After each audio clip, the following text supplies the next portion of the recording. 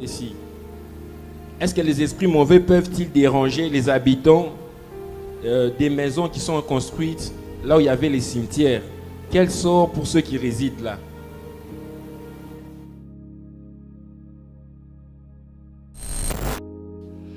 Alors, la vidéo que je vais mettre est très importante pour plusieurs personnes et ça peut représenter quelque chose de fort pour toutes les personnes qui peuvent écouter cette vidéo. Alors, vous savez, je ne mets jamais des prédications pour mettre juste pour, voilà.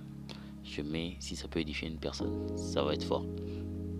Alors, dans cette vidéo, on pose la question au prophète Joël, que les personnes qui mettent, par exemple, créer leur maison là où il y avait des cimetières, soit il y a des terres où avant c'était un cimetière, mais c'est plus des cimetières maintenant. Ils ont décidé, un chef de quartier, un bourgmestre ou un chef de l'avenue, je sais pas quoi, quelqu'un de l'État en fait, décide que cet endroit ne soit plus un cimetière. On décale les cimetières de notre part parce que ils ont le but de construire les routes d'une certaine manière.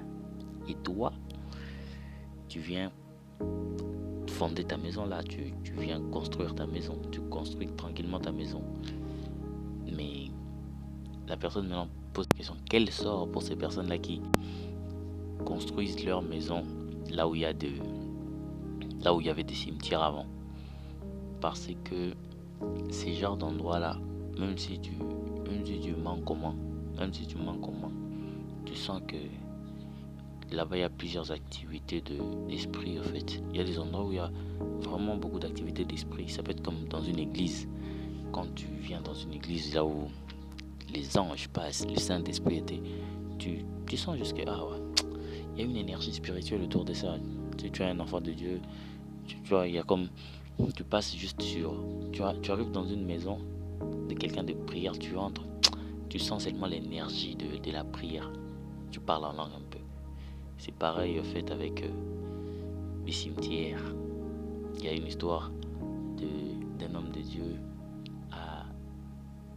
dans une ville, je ne vais pas citer, en RDC, où le pasteur en fait il donne de pommes ou de l'eau aux gens.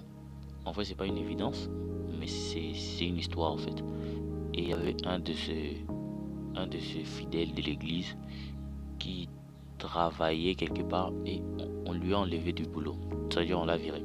Et il a eu un autre boulot de commencer à dormir dans le cimetière. Tu vois, commencer à dormir seulement tranquillement dans le cimetière. Il en a parlé avec son pasteur, alors que son pasteur était quelqu'un dégrivé, de sorcellerie d'une certaine manière. Et son pasteur lui a dit non, n'y va pas, tout ça. Et il est quand même allé parce que sa femme le dérangeait à la maison, tu dois avoir l'argent, tout ça là. Il est allé bosser à l'insu de son pasteur. Et un jour, la nuit, tu vois, de 2 heures, quand tu dors toi, on voit il a dit qu'il a vu son pasteur venir avec des personnes et il est entré. Il était tellement choqué. Mais tellement que c'était la nuit, c'était un nouveau. Il n'a pas voulu réagir et il y avait ses autres amis qui ont réagi. Et il a vu son pasteur aller là-bas, faire des incantations, sortir avec de l'eau et ces histoires qu'ils font manger à l'église. Et c'est par là que il a témoigné de ça en fait. En fait c'est une histoire comme ça pour dire que dans ces genres d'endroits, il y a toujours des histoires mystiques qui se passent, des histoires très très mystiques. Alors, je vous laisse voir juste comment il en parle, let's go. Ceci. Est-ce que les esprits mauvais peuvent-ils déranger les habitants des maisons qui sont construites là où il y avait les cimetières? Quel sort pour ceux qui résident là? Ok, quel sort? Ah d'accord, vous devez savoir qu'il y a des lieux où il y a beaucoup d'activités d'esprit. Les cimetières en l'occurrence et dans d'autres endroits. Des lieux spécifiques où il y a beaucoup d'activités d'esprit. Beaucoup d'activités d'esprit. Notamment dans les cimetières, c'est des endroits vraiment propices. Et les personnes qui habitent sur des terres dans lesquelles il y a eu autrefois des cimetières ou à proximité des cimetières ont toujours subi des influences. J'allais en parler quand je parlais sur le type de maison, ok? Parce qu'il y a aussi des maisons cimetières.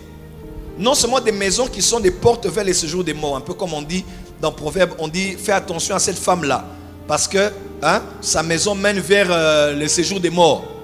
C'est pas juste une manière de dire que tu vas mourir si tu couches avec cette femme-là. Ça veut dire aussi qu'il y a des maisons cimetières. Des maisons qui sont des portes d'accès avec le séjour des morts. Ou même, on a construit une maison. On a construit une habitation là où il y avait un cimetière. Ce sont des choses à prendre très en compte parce qu'il y a des portes ouvertes avec le monde spirituel. Il faut vraiment prier pour ce genre de maison et croire qu'il est écrit que tout lieu où foulera la plante de vos pieds vous sera donné en possession. Mais je pense aussi qu'à part ce genre de versets où nous déclarons, nous affirmons, il faut apprendre à faire des cérémonies spirituelles selon que l'Esprit vous donne instruction. C'est très important. Il y a des choses qu'il faut faire pour désenvoûter la terre. Il y a des libations qu'il faut faire pour régénérer la terre. C'est très important. Mais nous savons que tout est sanctifié par la parole et la prière. Mais la prière aussi, vous devez savoir qu'il y a toutes sortes de prières par l'Esprit. Donc Dieu peut vous dire, mettez de l'eau ici. Dieu peut vous dire, jetez du sel là-bas. Dieu peut vous dire, faites le tour de la maison comme ci ou comme ça. Mais dans tous les cas, le Saint-Esprit veille à donner des instructions lorsqu'on doit prendre le risque d'habiter dans ce genre de terre. Voilà, je pense que on a tous compris et on connaît des histoires. Moi, je connais encore une histoire comme ça d'un vieux à moi. Avant, il était dans sa ville, en fait, il était petit. Et un de ses amis avait un livre. Tu vois, beaucoup de personnes sont plus initiées par des livres. Donc, ça veut dire, c'est pour cela aussi un conseil. Il ne faut pas lire tous les livres. Il faut être objectif quand tu lis un livre. Il ne faut pas être subjectif dans le cadre où tu lis seulement. Non. Faut comprendre des thématiques et comprendre quelle valeur ajoutée ça peut m'apporter d'une certaine manière. Alors, le vieux a juste regardé le livre, il a bien aimé. Il a commencé à lire les livres. Il a lu les livres. Et les livres, c'était des livres initiatiques, en fait, dans l'histoire de Rose-Croix, tout ça là. Et il a lu ça. Et dans le livre là, on lui disait qu'il faut prier la nuit avec des bougies, tout ça. Il a fait toutes ces pratiques là. Et la nuit, il entendait une voix appeler son nom. Il a eu peur. Il a eu très peur. Il a encore répété la prière. Et cet esprit-là lui a parlé comme venant du toit de sa maison. Et ils ont parlé. À la fin, l'esprit là est parti. Tu vois, lui, il était sous le choc, en fait. Pourquoi tu me parles, tout ça là. Mais l'esprit lui a dit, mais tu m'as appelé en lisant ces livres. Et c'est par là qu'il a été initié. Et l'esprit là lui a dit que je t'ai laissé un cadeau, tu vois, sous le lit.